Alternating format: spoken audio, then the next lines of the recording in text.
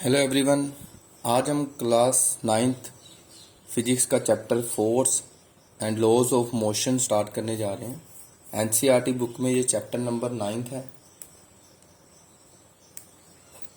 तो स्टार्ट इससे पहले मैंने लास्ट लेक्चर में आपको इंट्रोडक्शन दी थी चैप्टर की, क्या क्या हम इस चैप्टर में पढ़ेंगे।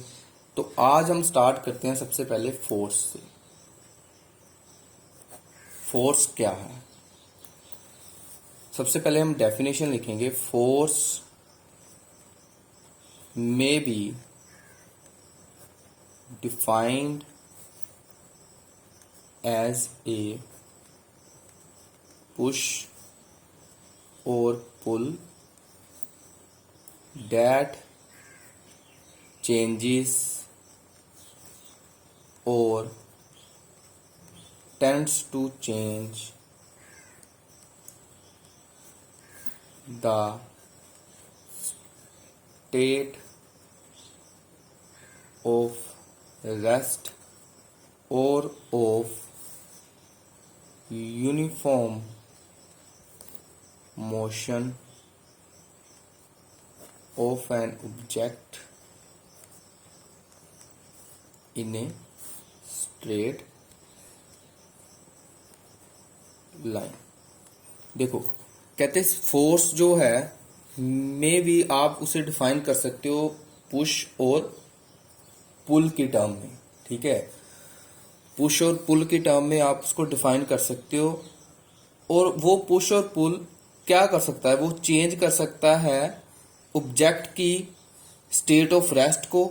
मीन्स कि अगर ऑब्जेक्ट रेस्ट में है तो वो उसको मूव करवा सकता है, उसको मोशन में ला सकती है। जो आप पुश और पुल करोगे, जो भी आप करोगे ऑब्जेक्ट के ऊपर, अगर पुश करोगे उसकी वजह से या फिर पुल करोगे उसकी वजह से, वो अपनी स्टेट जो है रेस्ट स्टेट को चेंज कर कर वो मोशन में आ सकता है। ठीक है, ऐसे ही अगर वो स्ट्रेट लाइन में यूनिफॉर्म मोशन में है, ठीक है, तो आप उसको यूनिफॉर्म मोशन में जो उसकी स्ट्रेट लाइन है उसके पाथ को भी चेंज कर सकते हो, उसकी डायरेक्शन चेंज कर सकते हो, उसको रेस्ट में लेकर आ सकते हो। अगर वो यूनिफॉर्म मोशन में है तो उसको आप रेस्ट में भी लेकर आ सकते हो, उसकी यूनिफॉर्म स्टेट भी आप जो हो चेंज कर सकते हो पुश और पुल से। तो फोर्स को इसलिए वो मे भी बोलते हैं कि आप पुश और पुल में डिफाइन करते हो, जो कि किसी भी ऑब्जेक्ट की स्टेट को चेंज कर सकता है। ठीक है, चाहे वो रेस्ट में हो चाहे वो मोशन में हो, उस स्टेट को, दोनों स्टेट्स को वो चेंज कर सकता है। और एक और लाइन इसमें हम ऐड करेंगे,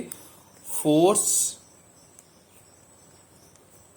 can also change the shape and size of an object। Force जो है वो ऑब्जेक्ट की शेप और साइज भी चेंज कर सकते हैं। ठीक है, फोर्स से आप किसी भी ऑब्जेक्ट की शेप साइज चेंज कर सकते हो। ठीक है, अब नेक्स्ट जो है वो हम पढ़ते हैं, वो है हमारे पास बैलेंस्ड फोर्सेस। देखो, बैलेंस्ड फोर्सेस कौन सी फोर्सेस होती हैं। मान लीजिए हमारे पास दो या दो से ज्यादा फोर्सेस हैं, वो हमने किसी ऑब्जेक्ट पर लगा दी।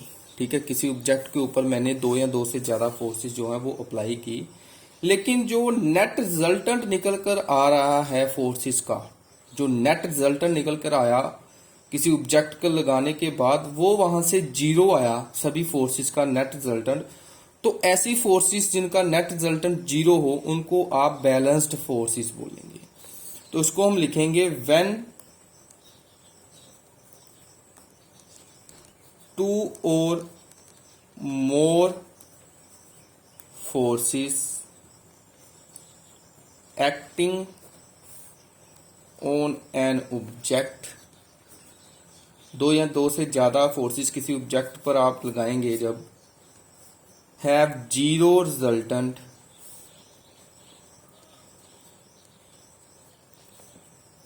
Then such forces are called balanced forces.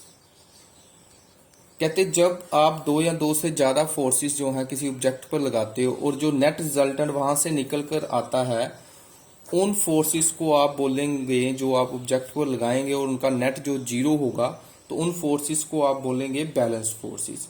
और इस केस में बैलेंस फोर्सेस जो होती हैं वो ऑब्जेक्ट की पोजीशन चेंज नहीं कर पाती, ठीक है, वो ऑब्जेक्ट की पोजीशन चेंज नहीं कर पाती, ठीक है। जैसे मान लो एक आपके टेबल है, जैसे ये हॉरिजॉन्टल टेबल है, ठीक है, फॉर एग्जांपल ये एक हॉरिजॉन्टल टेबल है, इस पर एक वुडन ब्लॉक मैंने रखा हुआ है, ठीक है।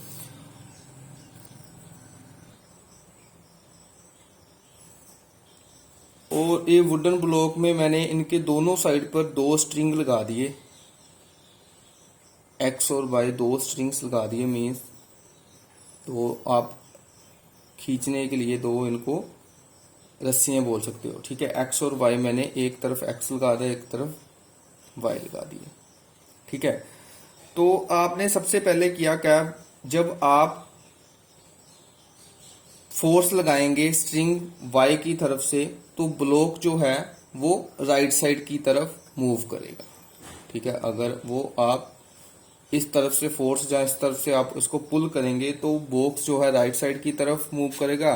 सिमिलरली अगर आपने जो है फोर्स जो है वो एक्स की तरफ लगाई, तो जो ब्लॉक है वो कौन सी तरफ, लेफ्ट साइड की तरफ मूव करेगा, ठीक है। तो ऐसे आपने सबसे पहले जो है वो दो फोर्सेस जो है वो अप्लाई की। तो आप अब देख रहे हैं दोनों तरफ से इक्वल एंड ऑपोजिट फोर्सेस जो हैं वो अप्लाई हो रही हैं। जब आपने y की तरफ अप्लाई किया तो राइट साइड में मूव करा, जब लेफ्ट की तरफ अप्लाई की फोर्स लेफ्ट साइड की तरफ, मींस x की तरफ जब आपने अप्लाई की तो लेफ्ट साइड की तरफ ब्लॉक जो है मूव करेगा। तो दोनों इक्वल फोर्सेस जो हैं वो इक्वल एंड ऑपोजिट फोर्सेस लगी।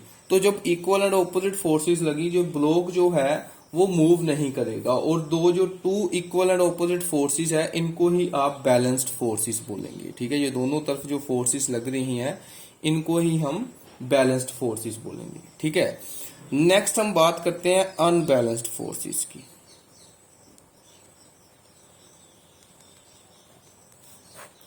देखो अनबैलेंस्ड फोर्सेस कौन सी फोर्सेस है, जिनका किसी ऑब्जेक्ट के ऊपर जब आप दो या दो से ज्यादा फोर्स लगाते हो उनका नेट रिजल्टेंट जो है जीरो ना हो, ठीक है। When the resultant of two or more forces is not zero, such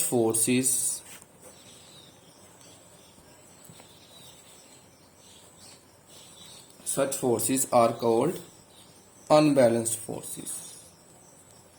कहते हैं जब दो या दो से ज्यादा फोर्सेस का रिजल्टेंट जो है वो जीरो ना हो तो उन फोर्सेस को हम बोलते हैं अनबैलेंस्ड फोर्सेस।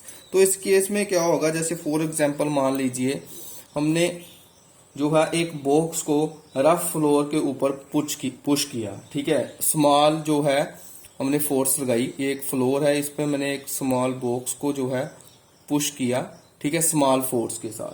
तो ये जो बॉक्स है वो मूव नहीं कर पाया, क्योंकि हमने स्मॉल फोर्स अप्लाई की है, ठीक है। तो स्मॉल फोर्स अप्लाई की है तो नीचे से एक फ्रिक्शनल फोर्स लगेगी, ठीक है। फ्लोर जो है फ्रिक्शनल फोर्स जो है वो अप्लाई करेगा। तो जो स्मॉल फोर्स और फ्रिक्शनल फोर्स है जो आपने ये यहाँ पर लिख लो आप फ्रिक्शनल फोर्स, और यहाँ पर आप स्मॉल फोर्स लिख लो, ठीक है। और जो स्मॉल फोर्स है और फ्रिक्शन फोर्स है ये दोनों में दोनों जो है वो इक्वल एंड ऑपोजिट है, बैलेंस्ड फोर्सेस हैं, इनका जो नेट इफेक्ट है वो जीरो है। लेकिन जैसे ही आपने फोर्स जो है वो लार्ज कर दी, फ्लोर पर जो बॉक्स है उसकी फोर्स जो है आपने लार्ज कर दी, तो फ्रिक्शनल फोर्स से ज्यादा कर दी आपने फोर्स, तो जो आपका बॉक्स है वो मूव कर जाएगा। इस केस में जो फोर्सेस है वो अनबैलेंस्ड हो जाएंगी, जो लार्ज फोर्स और फ्रिक्शनल फोर्स है वो आपस में अनबैलेंस्ड फोर्स हो जाएंगी, ठीक है। जब वो स्मॉल थी फोर्स और फ्रिक्शन फोर्स के इक्वल थी तब वो बैलेंस थी, लेकिन जैसे ही आपने लार्ज फोर्स अप्लाई की और बॉक्स फ्लोर के ऊपर मूव कर गया, फ्रिक्शनल फोर्स से ज्यादा फोर्स अप्लाई कर दिया आपने, तो इस केस में जो फोर्सेस हैं वो अनबैलेंस्ड फोर्सेस बन जाएंगी।